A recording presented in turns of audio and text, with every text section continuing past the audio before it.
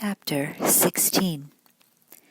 The rooms in the new tower had been furnished when it was built, but only on rare occasions when the Applegates had visitors were the rooms occupied, the owner stated.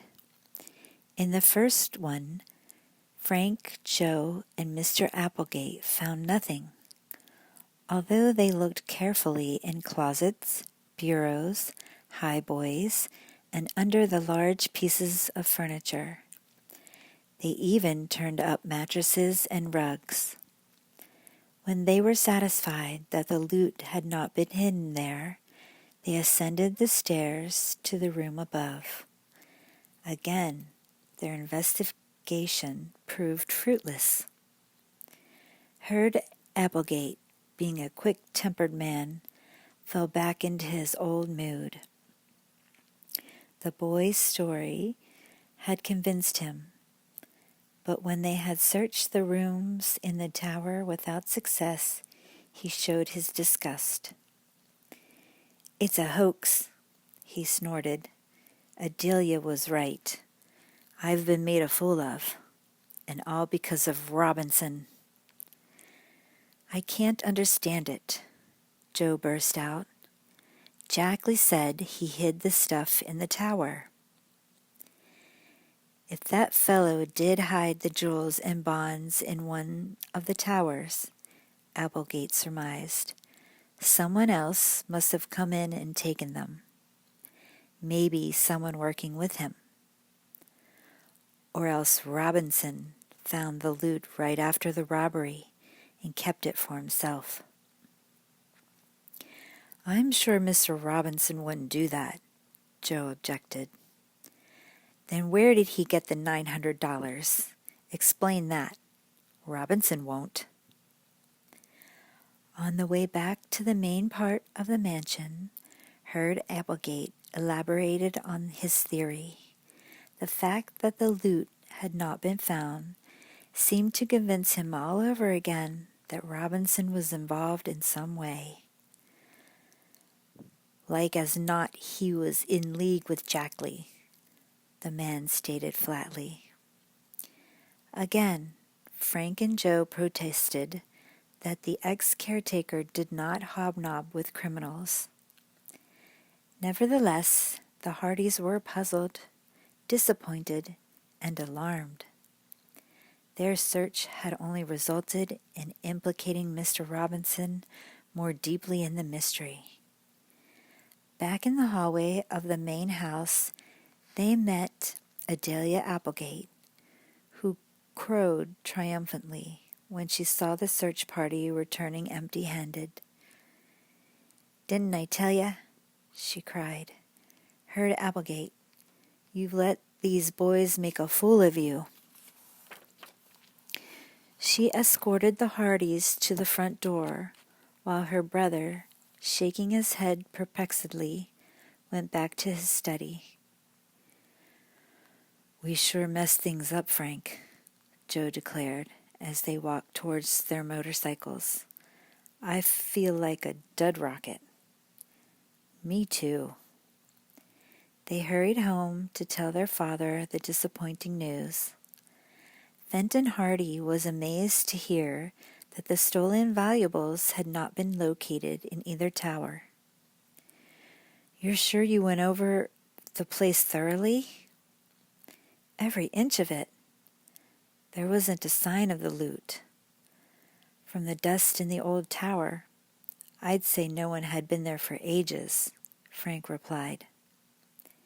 "Strange," the detective muttered. "I'm sure Jackley wasn't lying.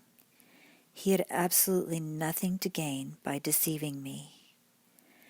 I hid it in the old tower." Those were his very words. And what could be mean but the old tower of mansion? And why should he be so careful to say the old tower? Since he was familiar with Bayport, he probably knew that the mansion has two towers, the old and the new. "Of course, it may be that we didn't search thoroughly enough," Joe remarked. The loot could be hidden under the flooring or behind a movable wall panel. We didn't look there. That's the only solution, Mr. Hardy agreed. I'm still not satisfied that the stolen property isn't there. I'm going to ask Applegate to permit another search of both towers. And now I think your mother wants you to do an errand downtown. Miss Hardy explained that she wanted Frank and Joe were soon on their motorcycles again. When the boys reached the business section of Bayport, they found that Jack Lee's confession had already become known. The local radio station had broadcast it in the afternoon news program, and people everywhere were discussing it. Detective Smuff walked along the street looking as if he would bite the head off the first person who mentioned the case to him. When he saw the Hardy boys, he glowered. "Well," he grunted, "I hear you got the stuff back." "I wish we had," Frank said glumly. "What?" the detective cried out, brightening at once. "You didn't get it?" "I thought they said on the radio that this fellow Jack Lee had told your father where he had hid it." "He did, but how did the news leak out?" Jack Lee's door wasn't closed all the time. One of the other patients who was walking by the room heard the confession and spilled it. "So you didn't find the loot after all? Ha-ha, that's a good one. Didn't Jack Lee say the stuff was hidden in the old tower? What more do you need?" "Well, it wasn't there," Joe retorted hotly. "Jack Lee must have made a mistake." "Jack Lee made a mistake," Smuff continued cheerfully. "It looks like the joke's on you fellows and your father." The would-be sleuth went on down the street, chuckling to himself. When Frank and Joe returned home, they found that Mr. Hardy had been in touch with Herb Applegate and had convinced him that a more detailed search of the towers would be advisable. "Boys," he said, "we'll go there directly after supper. I think we'd better not wait until tomorrow." At 7 o'clock, the detective and his sons presented themselves at the Tower mansion. Herb Applegate met them at the door. "I'm letting you make this search," he said as he led them toward the old tower, "but I'm convinced you won't find anything. I've talked the case over with Chief Collig. He's inclined to think that Robinson is behind it all, and I'm sure he is." "But how about Jack Lee's confession?" Mr. Hardy asked him. "The chief says that could be a blind. Jack Lee did it to protect Robinson. They were working together." "I know it looks bad for Robinson," Mr. Hardy admitted, "but I want to give the towers another close examination. I heard Jack Lee make the confession, and I don't believe he was lying." Maybe, but I'm telling you it was a hoax." "I'll believe that only if I don't find anything inside or outside either tower," Mr. Hardy declared, his mouth set in a grim line. "Well, come on, let's get started," Herb Applegate said, unlocking the door leading to the old tower. Eagerly, the four set to work. They started at the top of the old tower and worked downward. Their investigation left no possibility untouched.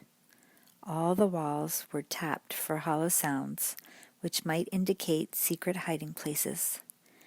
The floors were examined closely for signs of any recent disturbance to the wood, but the missing jewels and bonds were not located.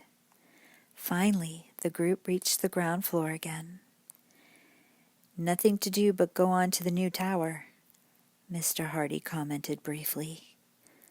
"I'll have to rest and eat something before I do any more," Herb Applegate said wearily. He he led the way to the dining room where sandwiches and milk had been set out. "Help yourselves," he invited. He himself took only crackers and milk when they all sat down.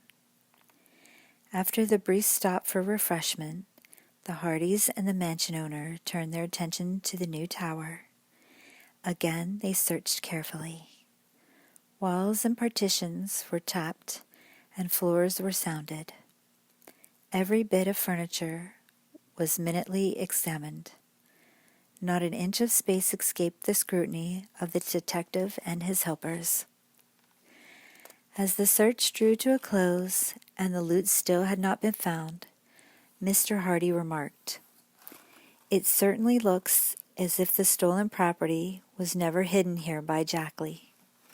And furthermore, there's no evidence that if he did take it here, anyone came in to take it away." "You mean," said Frank, "it's proof that Mr. Robinson did not come in here?" "Exactly." "Maybe not," Mr. Applegate conceded, "but it still doesn't prove he wasn't in cahoots with the thief." "I'm not going to give up this search yet," Mr. Hardy said determinedly. "Perhaps the loot was hidden somewhere outside the old tower." He explained that it would be difficult to examine the grounds properly at night. "With your permission, Mr. Applegate, my sons and I will return at sunrise tomorrow morning and start working again."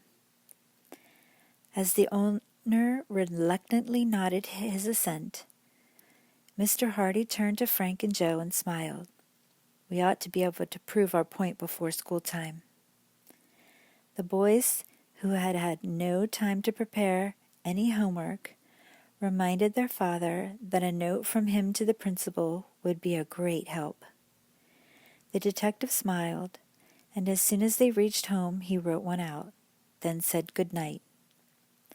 Frank and Joe felt as if their eyes had hardly closed when they opened them again to see their father standing between their beds. "Time to get up if you want to be in on the search," he announced. The boys blinked sleepily, then sprang out of bed. Showers awakened them fully, and they dressed quickly. Miss Hardy was in the kitchen when they entered it, and breakfast was ready. The sun was just rising over a distant hill. "Everything hot this morning?" Miss Hardy said. "It's chilly outside." The menu included hot applesauce, oatmeal, poached eggs on toast, and cocoa. Breakfast was eaten almost in silence to avoid any delay, and within 20 minutes the three Hardy sleuths were on their way. "I see you put spades in the car, Dad," Frank remarked. "I take it we're going to do some digging." "Yes, if we don't locate the loot hidden above ground someplace." When the Hardys reached Tower Mansion, they instituted their hunt without notifying the Applegates, who they were sure were still asleep. Everything in the vicinity of both towers was scrutinized. Boulders were overturned, the space under the summer house examined by flashlight, every stone in the masonry tested to see if it could be dislodged. Not a clue turned up. "I guess we dig," Frank stated finally.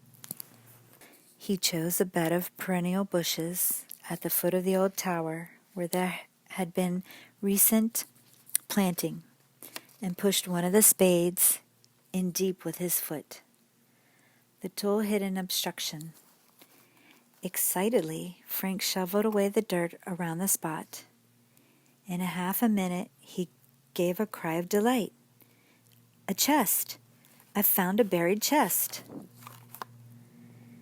Chapter 17. Throwing out the dirt in great spadefuls, Frank uncovered the chest completely. It was about 2 feet long, 6 inches wide, and a foot deep. "The treasure!" Joe cried out, running up. Mr. Hardy was at his son's heels and looked in amazement at Frank's discovery. The boy lifted the chest out of the hole and instantly began to raise the lid on which there was no lock. Everyone held his breath. Had the Hardys really uncovered the jewels and securities stolen from the Applegates? Frank flung back the lid. The three sleuths stared at the contents. They had never been more surprised in their lives. Finally, Joe found his voice. Nothing but a lot of flower bulbs. The first shock of disappointment over, the detective and his sons burst into laughter. The contents of the chest were such a far cry from what they had expected that now the situation seemed ridiculous. "Well, one thing is for sure," Frank said. "Red Jackley never buried his chest. I wondered who did." "I can answer that," a voice behind them replied, and the Hardys turned to see Herd Applegate clad in bathrobe and slippers, walking toward them. "Good morning, Mr. Applegate," the boys chorused, and their father added, "You see, we're on the job. For a couple of moments we thought we had found your stolen property." Herd Applegate's face took on a stern look. "You didn't find my securities?" he said, "but maybe you have found a clue to the thief." "Robinson buried that chest full of bulbs. That's what he's done with Adelia's jewelry and my securities. He's buried them someplace, but I'd be willing to bet anything it wasn't on the grounds here." Frank, realizing the man was not in a good humor this morning, tried to steer the conversation away from the stolen valuables. "Mr. Applegate," he said, "why did Mr. Robinson bury these flower bulbs here?" The owner of Tower Mansion gave a little snort. "That man's nutty about unusual flowers. He's sent to Europe for these bulbs. They have to be kept in cool, dark place for several months, so he decided to bury them. He's always doing something weird like that. Why, do you know what he tried to get me to do? Put up a greenhouse here on the property so he could raise all kinds of rare flowers." "That sounds like a swell hobby," Joe spoke up. "Swell nothing," Mr. Applegate replied. "I guess you don't know how much greenhouses cost. And besides, growing rare flowers takes a lot of time. Robinson had enough to do without fiddling around with making great big daisies out of little wild ones, or turning cowslips into orchids." Frank whistled. "If Mr. Robinson can do that, he's a genius." "Genius? That's a joke," said Mr. Applegate. "Well, go on with your digging. I want this mystery cleared up." It was decided that Mr. Hardy, with his superior powers of observation, would scrutinize the ground near both towers. Wherever it looked as if the ground had been turned up recently, the boys would dig at that spot. The chest of flower bulbs was carefully replaced and the dirt shoveled over it. "Here's a place where you might dig," Mr. Hardy called presently from the opposite side of the old tower. When the boys arrived with their spades, he said, "I have an idea. A dog dug up the spot, and probably all you'll find is a beef bone. But we don't want to miss anything." This time Joe's spade hit the object which had been buried. As his father had prophesied, it proved only to be a bone secreted by some dog. The three Hardys transferred their work to the new tower. All this time Herd Applegate had been looking on in silence. From the corners of their eyes the Hardys could catch an expression of satisfaction on the elderly man's face. Mr. Hardy glanced at his wristwatch, then said, "Well, boys, I guess this is our last try." He indicated another spot a few feet away. "You fellows get cleaned up and go to school." Undaunted by their failures so far, Frank and Joe dug in with a will. In a few moments they had uncovered another small chest. "Wow, this one is heavy," Frank said as he lifted it from the hole. "Then maybe it's the stolen property," Joe exclaimed. Even Mr. Applegate showed keen interest this time, and leaned over to raise the lid himself. The box contained several sacks. "The jewels!" Joe cried out.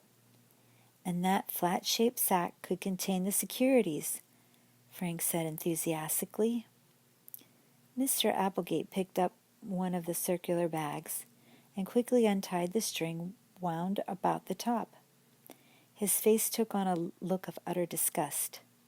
"Seeds," he fairly shouted. Mr. Hardy had already picked up the flat sack. He looked almost as disappointed as Mr. Applegate. "Flower catalogues," he exclaimed. "They seem to be in various foreign languages." "Oh, Robinson was always sending for things from all over the world," the Tower Mansion owner remarked. "I told him to destroy them. He paid too much attention to that stuff when he might have been doing something useful. I suppose he buried the catalogues so I wouldn't find them." After a long breath, the elderly man went on. "Well, we've reached the end of the line. You Hardys haven't proved a thing, but you've certainly tore up my house and grounds." The three sleuths had to admit this was true, but told him they were still fired by two hopes: to clear Mr. Robinson of the charge against him, and to find the stolen property. As they put their spades back into the Hardy car, Mr. Applegate invited them into the house to wash and have a bite to eat. "I guess you boys could do with a second breakfast," he added, as the brothers thought, "Maybe at times Mr. Applegate isn't such a bad sort." They accepted the invitation and enjoyed the meal of waffles and honey. Their father then drove them to Bayport High. Frank and Joe had no sooner stepped from the car than they heard their names called. Turning, they saw Iola Morton and Callie Shaw coming toward them. "Hi, boys. Hi, girls." "Say, did you hear what happened early this morning?" Callie asked. "No. School called off for today," Joe asked eagerly. "I wish." Callie sobered. "It's about Mr. Robinson." "He's been arrested again?" "No." The Hardys stared at Callie, thunderstruck. "Why?" Frank demanded. Iola took up the story, saying that she and Chet had heard the bad news on the radio that morning. They had stopped at the Robinsons' home when their father brought them to school to find out more about what had happened. It seems that Chief Coleg has an idea that Mr. Robinson was in league with the thief Jack Lee, that man your father got the confession from. So he arrested him. Poor Miss Robinson, she doesn't know what to do." "And Mr. Robinson had just managed to find another job," Callie said sadly. "Oh, can't you boys do something?" "We're working on the case as hard as we can," Frank replied, and told the girls about their sleuthing the evening before and early that morning. At the moment, the school bell rang and the young people had to separate. Frank and Joe were deeply concerned by what they had just heard. At lunch, they met Jerry, Phil, Tony, and Chet Morton and told them the news. "This is tough on Slim," Phil remarked. "Tough on the whole family," Chet declared. The boys discussed the situation from all angles and racked their brains from some way in which they could help the Robinsons. They concluded that only the actual discovery of the stolen jewels and bonds would clear Mr. Robinson of the suspicion which hung over him. "That means there's only one thing to do," Frank said. "We must find the loot." After school, he and Joe played baseball for the required period, then went directly home. They had no heart for further sports activities. It was a dull, gloomy day, indicative of rain, and this did not raise the boys' spirits. Frank, who was restless, finally suggested, "Let's take a walk." "Maybe it'll help clear the cobwebs from our brains," Joe agreed. They told their mother they would be home by supper time, then set off. The brothers walked mile after mile, and then, as they turned back, they were drawn, as if by magnets, to Tower Mansion. "This place is beginning to haunt me," said Joe, as they walked up the driveway. Suddenly, Frank caught his brother's arm. "I just had an idea. Maybe Jack Lee, in his deathbed confession, was confused and meant some other robbery he committed. Besides, at some time in every mystery, the most innocent-seeming people become suspect. What proof is there that the Applegates haven't pulled a hoax? For reasons of their own, they might say that the things had been stolen from their safe. Don't forget that Dad didn't find any fingerprints on it except Mr. Applegate's. Frank, you've got a point there. That man and his sister act so mean sometimes. I wouldn't put it past them to be trying to cheat the insurance company," Joe said. "Exactly," his brother agreed. "For the moment, let's play it this way. We'll pretend they're suspects and do a little spying about this place." Instantly, the boys left the roadway and disappeared among the shrubbery that lined it. Making their way cautiously, they moved forward toward Tower Mansion. The place was in darkness with the exception of 3 lit rooms on the first floor. "What's your idea, Frank?" his brother whispered. "To learn something that might tell us whether or not the Applegates are implicated in the robbery." "Yes, maybe we'll get a clue if we keep our eyes and ears open."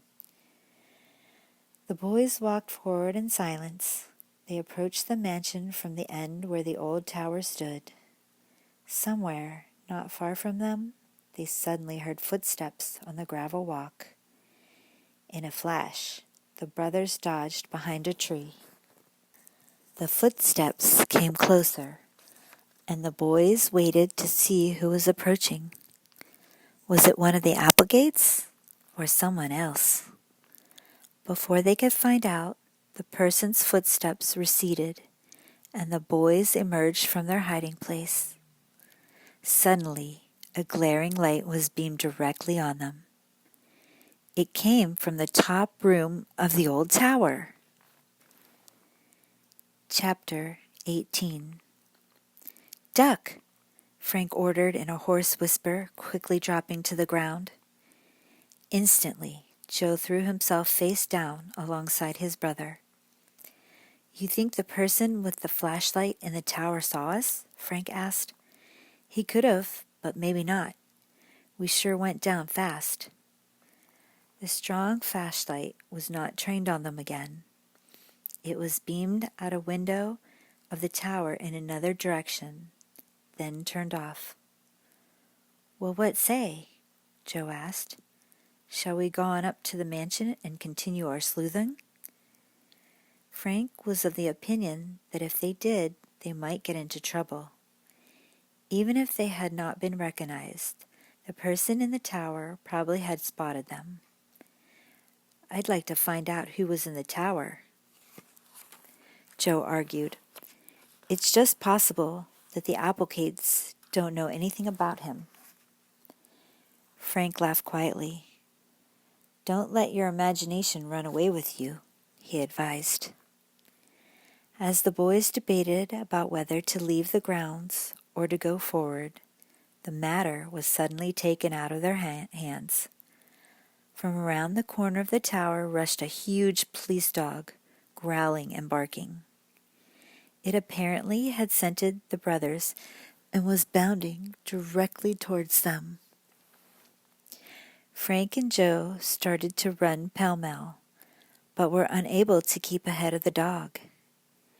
In a few moments, he blocked their path menacingly and set up a ferocious barking. "I guess we're caught," Frank said, "and I hope this old fellow won't take a piece out of my leg." The 2 boys tried to make friends with the animal, but he would not let them budge. "Well, what do we do now?" Joe asked in disgust as the dog continued to growl menacingly. "Wait to be rescued," Frank replied tersely. A moment later, they saw a bobbing light coming in their direction, and presently Mr. Applegate appeared. He looked at the boys in complete astonishment. "You fellows never give up, do you?" he remarked. "What have you been doing? More digging?" The brothers did not reply at once. They were embarrassed at having been discovered, but relieved that the man did not suspect what they had really intended to do. The owner of Tower Mansion took their lack of response to mean he was right. "I'm just not going to have any more of my grounds ruined," he said gruffly. "I've borrowed this watchdog, Rex, and he's going to keep everybody away. If you have any reason for wanting to see me, you'd better phone first, or I'll keep Rex chained." "Who was it up in the tower with a flashlight?" Frank asked the elderly man. "My sister. She got it in her head that maybe she was smarter than you fellows and could find the stolen stuff in the old tower, but she didn't." Frank and Joe suppressed grins as he went on, and then Adelia decided to flash that high-powered flashlight around the grounds, thinking we might have a lot of curious visitors because of the publicity. Apparently she picked you up. The boys laughed. "Yes, she did," Frank admitted. "Between her and Rex, I guess you needn't worry about any prowlers." Frank and Joe said good night to Herd Applegate and started down the driveway. This time the dog did not follow them. He remained at the man's side until the Hardys were out of sight. As they trudged homeward, Joe remarked, "This seems to be our day for exciting events that fizzle out like wet fireworks." Yes, nothing to show for all our work. At supper, both Mr. and Miss Hardy laughed at the boys' story of their encounter with the dog. They became serious when Frank asked his father if he thought there was a chance that the Applegates might be guilty of falsely reporting a robbery. "It's possible, of course," the detective answered. "But the Applegates are so well-to-do I can't see any point in their trying such a thing. I believe it's best for us to stick to the original idea, that someone really did take jewels and securities from the safe, and that the person was Jackley."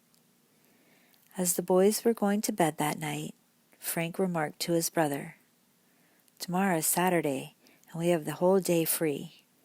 I vote we set ourselves the goal of solving the mystery before night." "A big order, but I'm with you," Joe replied with a grin. They were up early and began to discuss what course of sleuthing they should follow.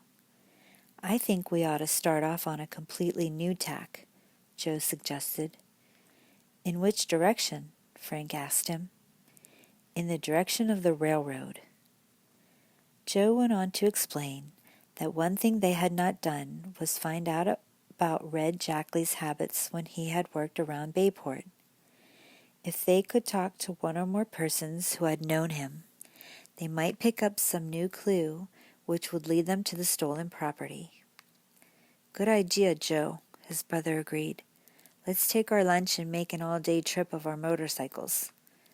"Fine." Mr. Hardy had left the house very early, so his sons did not see him. When his wife heard the boys' plan, she thought it an excellent one and immediately offered to make some sandwiches for them. By the time they were ready to leave, she had 2 small boxes packed with a hearty picnic lunch. "Goodbye and good luck," Miss Hardy called as the brothers rode off. "Thanks, Mother, for everything," the young detectives chorused as they started off. When Frank and Joe reached the Bayport Railroad station, they questioned the station master and learned that he had been with the company only a year and had not known Red Jackley. "Did he work on a passenger train?" the man asked. "I don't think so," Frank replied. "I believe he was employed as a maintenance man."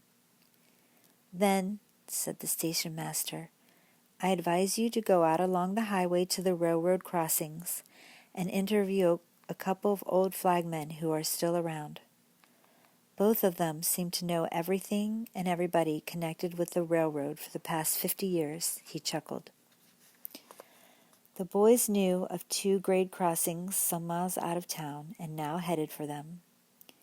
At first one, they learned that the regular flagman was home ill, and his substitute had never heard of Red Jackley. Frank and Joe went on. At the next crossing, they found old Mike Halley, the flagman there, busy at his job. His bright blue eyes searched their faces for a moment. Then he amazed them by saying, "You're Frank and Joe Hardy, sons of the famous detective Fenton Hardy." "You know us?" Frank asked. "I must confess, I don't recall having met you before." "And you ain't," the man responded, "but I make it a rule to memorize every face I see in the newspapers. Never know when there's going to be an accident, and I might be called on in to identify some people." The boys gulped at this gruesome thought. Then Frank asked Haley if he remembered a railroad man named Red Jackley. "I recollect a man named Jackley, but he wasn't never called Red when I knew him. I reckon he's the same fellow, though." "You mean the one that I went to jail?"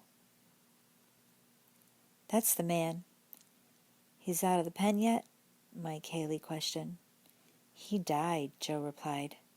"Our dad is working on a case that has some connection with Jackley, and we're just trying to find out something about him." "Then what do you want to do?" said the flagman. "Is go down to the Bayport and Coastline Railroad. That's where Jackley used to work. He was around the station at Cherryville. That ain't so far from here." He pointed in a northerly direction. "Thanks a million," said Frank. "You've helped us a lot." The brothers set off on their motorcycles for Cherryville. When they came to the small town, a policeman directed them to the railroad station, which was about a half-mile out of town. The station stood in a depression below a new highway and was reached by a curving road which ran parallel to the tracks for several hundred feet. The building itself was small, square, and very much in need of paint. A few nearby frame buildings were in bad state of disrepair. An old wooden water tank about 70 yards from one side of the station house sagged precariously. At the same distance on the other side rose another water tank. This one, painted red, was of metal and in much better condition. Frank and Joe parked their motorcycles and went into the station. A man in his shirt sleeves and wearing a green visor was bustling about behind the ticket window. "Are you the station master?" Frank called to him. The man came forward. "I'm Jake, station master and ticket seller and baggage slinger and express handler and mail carrier and janitor and even rice thrower. You name it, I'm your man." The boys burst into laughter. Then Joe said, "If there's anybody here who can tell us what we want to know, I'm sure it's you. But first, what do you mean you're a rice thrower?" The station agent guffawed. "Well, it don't happen often, but when a bride and groom comes down here to take a train, I just go out, grab some of the rice, and throw it along with everybody else. I reckon if that'll make 'em happy, I want to be part of the proceedin's." Again the Hardy boys roared with laughter. Then Frank inquired if the man had known Red Jackley. "I sure did," Jake replied. "Funny kind of fellow. Work like mad one minute, then loaf on the job the next. One thing about him, he never wanted nobody to give him any orders." "Did you know that he died recently?" Frank asked. "No, I didn't," the station master answered. "I'm real sorry to hear about that. Jackley wasn't a bad sort when I knew him. Just got to keep in the wrong kind of company, I guess." Can you tell us any particular characteristics he had? Frank questioned. Jake scratched his head above his visor. Finally, he said, "The thing I remember most about Jackley is that he was a regular monkey. He was nimble as he could be, racing up and down freight car ladders." At that moment, they heard a train whistle, and the man said hurriedly, "Got to leave you now, boys. Come back some other time when I ain't so busy. Got to meet this train." The Hardy boys left him, and Frank suggested, "Let's eat our lunch and then come back."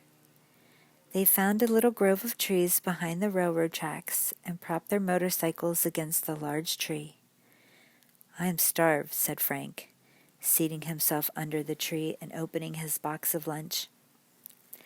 "Boy, this is good," Joe exclaimed a moment later as he bit hungrily into a thick roast beef sandwich.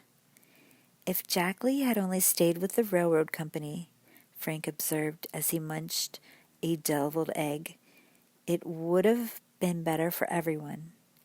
"He sure caused a lot of trouble before he died," Joe agreed. "And he's caused a lot more since, the way things have gone, for the Robinsons especially." The boys gazed reflectively down the tracks, gleaming in the sun. The rails stretched far into the distance, only a few hundred feet from the place where they were seated. The Hardys could see both water tanks, the dilapidated, weather-beaten wooden one, with some of the rungs missing from the ladder that led up its side, and the squat metal tank perched on spindly legs. Frank took a bite of his sandwich and chewed it thoughtfully. The sight of the two water towers had given him an idea, but at first it seemed to him too absurd for consideration. He was wondering whether or not he should mention it to his brother. Then he noticed that Joe, too, was gazing intently down the tracks at the tanks. Joe raised a cookie to his lips absently, attempted a bite, and missed the cookie altogether. Still, he continued gazing fixedly in the same direction. Finally, Joe turned and looked at his brother. Both knew that they were thinking the identical thing. "Two water towers," Frank said in a low but excited tone. "An old one and a newer one," Joe murmured. And Jackley said he hid the stuff in the old tower. He was a railroad man. "Why not?" Joe shouted, springing to his feet. "Why couldn't it have been this old water tower he meant? He used to work around here. After all, he didn't say the old tower of Tower Mansion. He just said old tower." "Frank, I believe we stumbled on a terrific clue," Joe said jubilantly. "It would be the natural thing for Jackley to come to his former haunts after the robbery." "Right," Frank agreed. "And when he discovered that Chet's jalopy was gone, he probably thought that the police were hot on his trail. So he decided to hide the loot someplace he knew, where no one else would suspect. The old water tower. This must be the place." Chapter 19. Lunch, motorcycles, everything else was forgotten. With wild yells of excitement, Frank and Joe hurried down the embankment which flanked the right-of-way. But as they came to the fence that separated the tracks from the grass and weeds that grew along the side, they stopped short. Someone on the highway above was sounding a car horn. Looking up, they recognized the driver. "Smuff!" "Oh, good night," Joe cried out. "The last person we want to see right now," Frank said in disgust. "We'll get rid of him in a hurry," Joe determined. The boys turned around and climbed back up the embankment. By this time, Oscar Smuff had stepped from his car and was walking down to meet the boys. "Well, I found you," he said. "You mean you've been looking for us?" Frank asked in astonishment. The detective grinned. With an ingratiating air, he explained to the boys that he had trailed them for miles. He had seen them leave home on their motorcycles and almost caught up with them at the Bayport station, only to lose them. But the station master had revealed the Hardys' next destination, and the aspiring sleuth had hastened to talk to the flagman, Mike Haley.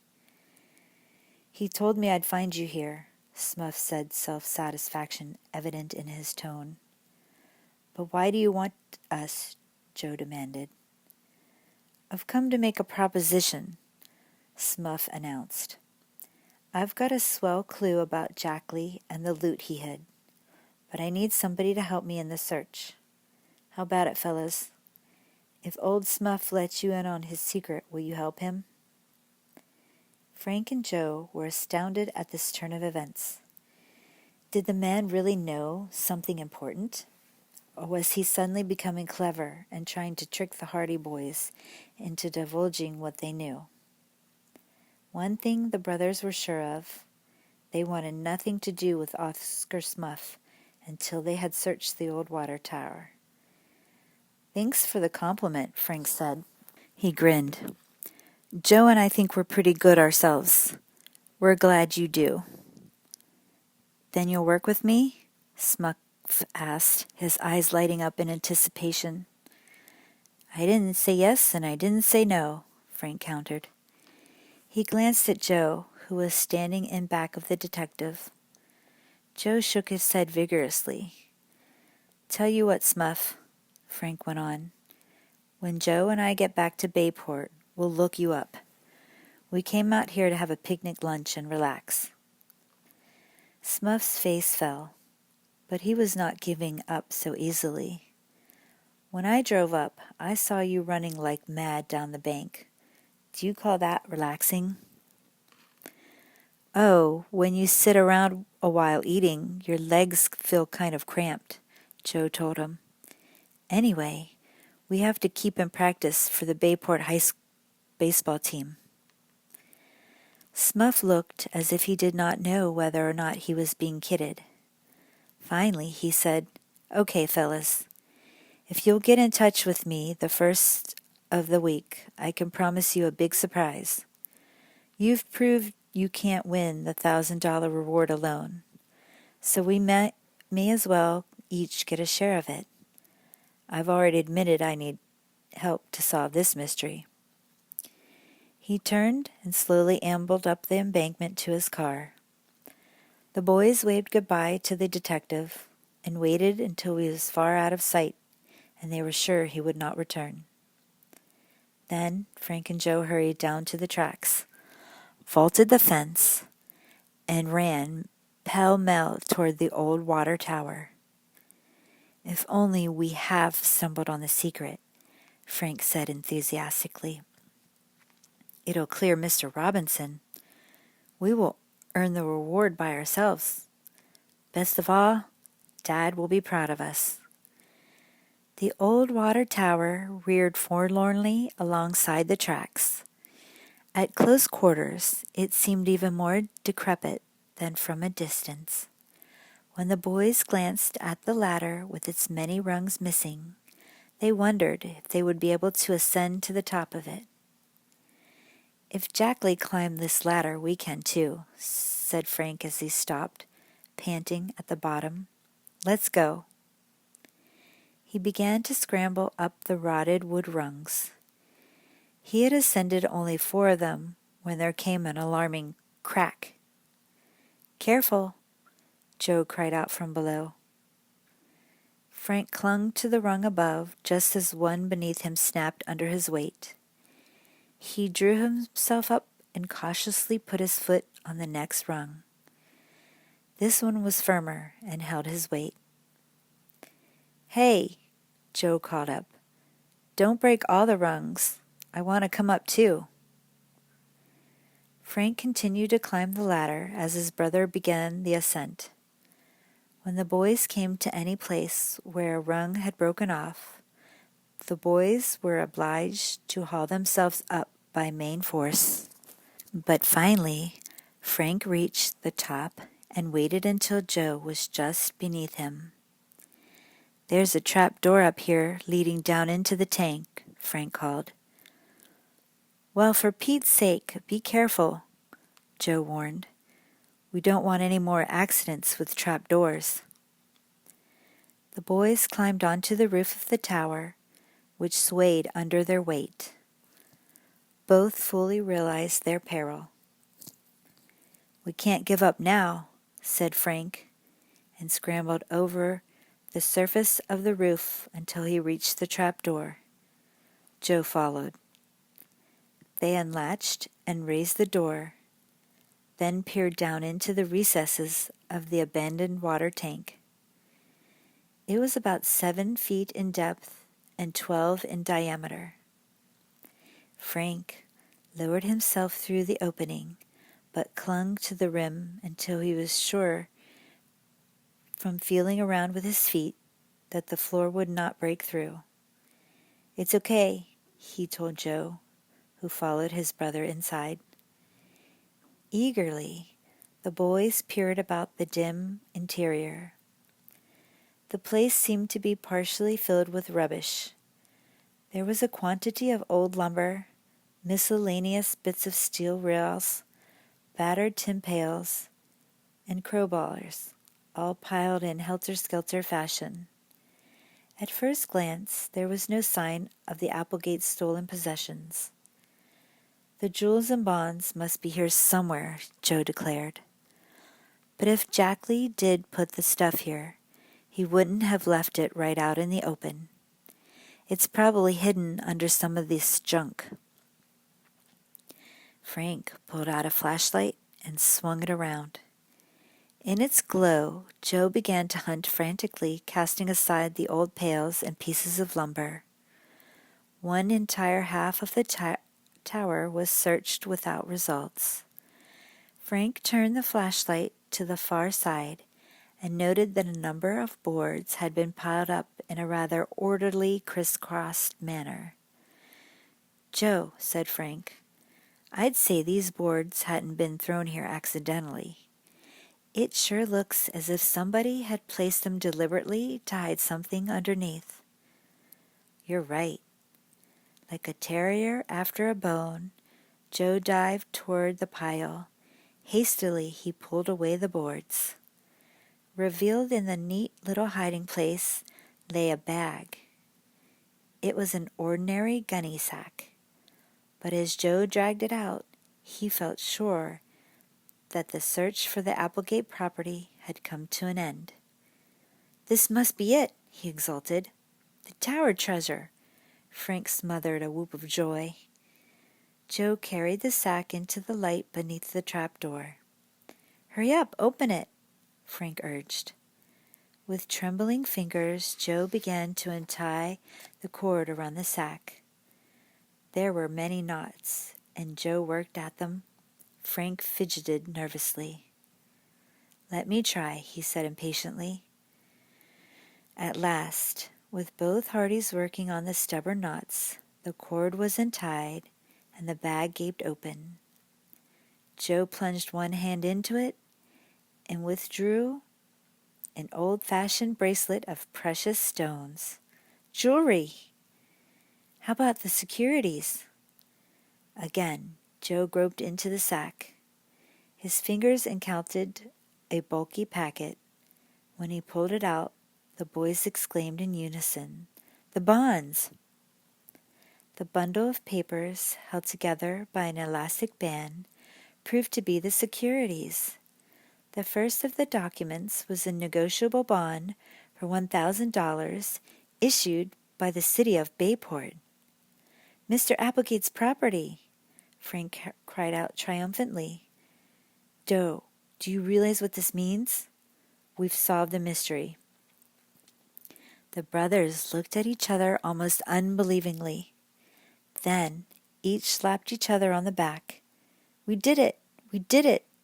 Joe cried out jubilantly.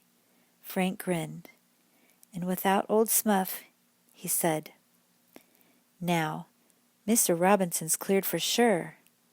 Joe exclaimed, That's the best part of solving this mystery. You're right.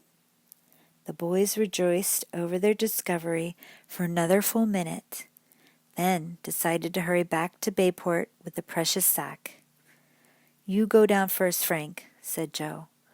I'll toss the sack to you and then come myself. He picked up the bag and was about to hoist it to his shoulder when both boys heard a sound on the roof of the tower. They looked up to see an evil-looking, unshaven man peering down at them. Halt, he ordered. Who are you? Frank asked. They call me Hobo Johnny, the man replied. This here is my quarters, and anything in it belongs to me. You got no right in my room. You can't take anything away. And thanks for finding the ward. I never thought to look around. Joe, taken aback a moment, now said, You may sleep here, but this is railroad property. You don't own what's in this tower. Now go on down the ladder so we can leave. So you're going to fight, eh? Hobo Johnny said in an ugly tone. I'll see about that. Without warning, the trap door was slammed shut and locked from outside. Chapter 20. Let us out of here, Frank shouted at Hobo Johnny. You can't get away with this, Joe yelled. The man on the water tower roof gave a loud guffaw. You think I ain't got no brains? Well, I got enough to know when I'm well off. I ain't in no hurry to collect that treasure you found in the tower. A few days from now will be all right for me to sell it. A few days from now, Joe exclaimed, horrified. By that time, we'll be suffocated or die of starvation. Frank put an arm around his impulsive brother's shoulders. In a low tone, he said, We won't do either, Joe. I don't think it's going to be too hard to get out of here. If not by the trap door, we'll hack our way out through one side of the tank. Joe calmed down, and both boys became silent. This seemed to worry Hobo Johnny, who called down, What are you guys up to? No answer. Okay, I'm leaving you now, but I'll be back for that treasure. Don't try any funny stuff, or you'll get hurt. The man on the roof waited a few moments for an answer. Receiving none, he shuffled across the tower to the ladder. I hope he doesn't break all the rungs, said Joe worriedly. We won't be able to get down. Again, Frank patted his brother on the shoulder. I noticed an iron pump running from the top of the tower to the bottom, he said. If necessary, we can slide down the pipe. How long do you think we should wait before trying to break out of here? Joe asked. Before replying, Joe pondered the situation. Not knowing anything about Hobo Johnny's habits, he wondered how far away from the tower the man would go. If not far, the boys might find him waiting below, and a tough person to handle. Finally, Frank decided that since the tramp had said he would return in an hour, he must be planning to go some distance away, perhaps to get a couple of his hobo friends to come back and help him. I'd say that if we leave in 15 minutes, we'll be safe, was Frank's conclusion. Every second seemed like an hour. But finally, when the 15 minutes were up, the boys lifted a plank and tried to push up the trap door. It would not budge. Where do we try next? Joe questioned. Frank was examining the seams around the trap door with a flashlight. Presently, he pointed out a section where the wood looked completely dried out. It shouldn't be too hard to ram a hole here, Joe. Then you can boost me up so I can reach through and turn the handle of the lock. Joe picked up a crowbar and jabbed the sharp end between the edge of the trapdoor and the board next to it.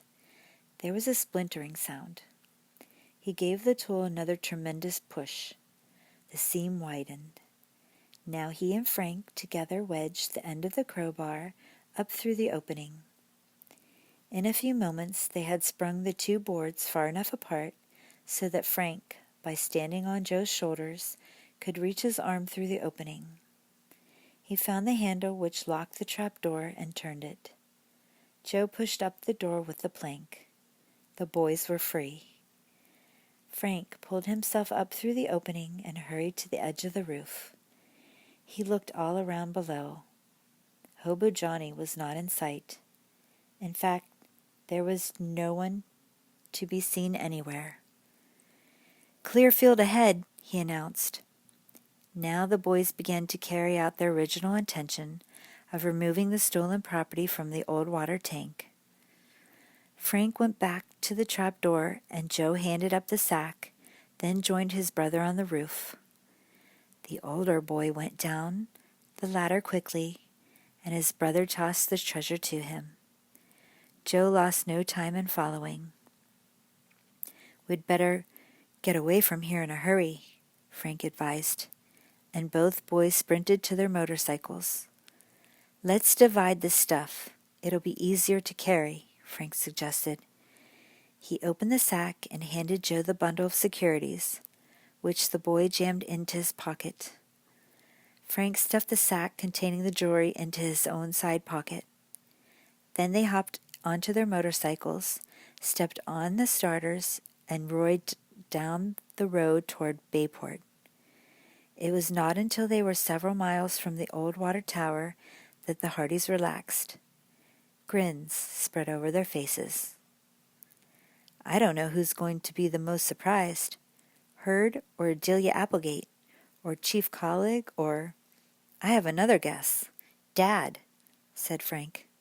"I guess you're right," Joe agreed. "And the most disappointed person is going to be one Oscar Smuff." "What clue do you suppose he wanted us to follow?" "It's my idea he didn't have any. He just wanted to hook us and then claim the glory if we found the treasure, so Collig would give him a job on the force." "Where do you think we ought to take these valuables?" Joe asked presently. The boys discussed this as they covered nearly a mile of ground and finally came to the conclusion that since Herta Applegate had given their father the job of finding the stolen property, the detectives should be the one to return it to the owners. Half an hour later, the brothers pulled into the Hardy driveway and soon were overwhelming their parents with the good news. "It's wonderful, simply wonderful," Miss Hardy cried out, hugging each of their sons. Their father's face wore a wide grin. "I'm certainly proud of you," he said, and slapped Frank and Joe on the back. "You boys shall have the honor of making the announcement to the Applegates." "How about Chief Collig?" Frank asked. "And we'll report Hobo Johnny to him." "And we'll invite the Robinsons to hear the announcement," Joe added. The detective said he thought there should be a grand meeting at the Applegates' home of everyone involved with the Tower mystery. He suggested that when the boys called up, they try to arrange such a meeting for that very evening. Frank was selected to make the report to Herd Applegate. The others could hear the elderly man exclaim in amazement. "I didn't think you'd do it," he said over and over again. Shouting for his sister, he relayed the message, then said, "Adelia wants me to tell you she's the most relieved woman in all of Bayport. She never did like any of this business." The Applegates readily agreed to a meeting at their home early that evening and insisted that Mr. Robinson be there. Mr. Hardy was to see to it that Chief Collig released the man at once. "This is going to be a lot of fun," Frank declared at supper. "Mother, I think you should come along. Will you?" "I'd love to," Mrs. Hardy replied. "I'd like to hear what the Applegates and Mr. Robinson and Chief Collig are going to say." "And Chet should be there too," Joe said. "After all, it was his stolen car that gave us the clue to Red Jakely." Chet was called and gave a whoop of delight. He agreed to meet the Hardy family at the Tower mansion. "There's one more person who ought to attend," said Frank with a twinkle in his eye. "Oscar Smuff. I'd like to watch his face too." "At least we should tell him that the mystery has been solved," Joe spoke up. Frank waited until his father had phoned Chief Collig, who promised to release Mr. Robinson at once and bring him out to the Applegates' home. Then Frank called Detective Smuff. He could not resist the temptation to keep Smuff guessing a little longer, and merely invited him to join the conference for a big surprise. At 8 o'clock, one car after another arrived at the Tower mansion. When the Hardy family walked in, they found all the Robinsons there. The twins rushed up to Frank and Joe and hugged them. Slim and his father shook the brothers' hands fervently, and Mr. Robinson said, "How can I ever thank you?" There were tears in his wife's eyes, and her voice trembled, and she added her appreciation for what the Hardy boys had done. "You'll never know what this means to us," she said. Oscar Smuff was the last to arrive. Instantly he demanded to know what was going on. Frank and Joe had hoped to have a little fun with him, but Tessie and Paula, unable to restrain their enthusiasm, shouted, "Frank and Joe found the jewelry and the papers. They're real heroes." As Frank and Joe reddened in embarrassment, Detective Smuff looked at them disbelievingly. "You?" he almost screamed. "You mean the Hardy boys found the treasure?" As all the others nodded, Slim spoke up. "This means that my father is completely exonerated." "But how about that $900? Smuff demanded suspiciously. "What's the explanation of where your father got that?" Mr. Robinson straightened up. "I'm sorry," he said, "but I must keep my promise to remain silent about that money." To everyone's amazement, Adelia Applegate arose and went to stand by the man's side. "I will tell you where Robinson got that money," she said dramatically. "At my own suggestion, I loaned it to him." "You?" her brother shouted disbelievingly. "Yes. This was one time when I didn't ask your advice because I knew you wouldn't agree. I knew Robinson needed the money, and I really forced him to borrow it, but made him promise to tell no one where he got it. Then, when the robbery took place, I didn't know what to think. I was sick over the whole affair, and I am very, very glad everything is cleared up." Miss Applegate's announcement astounded her listeners. Robinson stood up, shook her hand, and said in a shaky voice, "Thank you, Miss Adelia." Herd Applegate cleared his throat, then said, "I'd like to make an announcement. Will you all please sit down?" After everyone had taken seats in the large living room of the mansion, the owner went on. "My sister Adelia and I have been talking things over. This whole robbery business has taught us a great lesson. In the future, we're not going to be so standoffish from the residents of Bayport. We're going to dedicate part of our grounds, the part with the pond, as a picnic and swimming spot for the townspeople." "Super!" exclaimed Chet, and Miss Hardy said, "I know everyone will appreciate that." "I haven't finished," Herd Applegate went on. "I want to make a public apology to Mr. Robinson. Adelia and I are extremely sorry for all the trouble we've caused him. Robinson, if you will come back and work for us, we promise to treat you like the gentleman you are. We will increase your salary, and we have decided to build that greenhouse you want. You'll have free rein to raise all the rare flowers you wish to." There was a gasp from everyone in the room. All eyes were turned on Mr. Robinson. Slowly he arose from his chair, walked over to Mr. Applegate, and shook his hand. "No hard feelings," he said. "I'll be happy to have my old position back. And with the new greenhouse, I'm sure I'll win a lot of blue ribbons for you and Miss Adelia." As he returned to his chair, Mr. Applegate said, "There's just one more item of business, the reward. The $1,000 reward goes to Frank and Joe Hardy, who solved the mystery of the Tower treasure." $1,000! exclaimed Detective Smuff. "Dollars, Mr. Smuff, dollars." Adelia Applegate corrected him severely. No sling. Please, not in Tower Mansion. 1,000 Iron Men, Smuff continued, unheeding. 1,000 round, fat, juicy smackers for 2 high school boys. And a real detective like me. The thought was too much for him. He dropped his head in his hands and groaned aloud. Frank and Joe did not dare look at each other. They were finding it difficult to restrain their laughter. Yes, $1,000, Herb Applegate went on, 500 to each boy. He took the 2 checks from a pocket and handed one to each to Frank and Joe, who accepted them with thanks. Mr. Applegate now invited his guest into the dining room for sandwiches, cake, and cold drinks. As Frank and Joe ate, they were congratulated over and over by the others in the room. They accepted it all with a grin, but secretly each boy had a little feeling of sadness that the case had ended. They hoped another mystery would come soon their way. Later, on the way home, Mr. Hardy asked his sons, "What are you fellows going to do with all that money?" Frank had an instant answer. "Put most of it in the bank."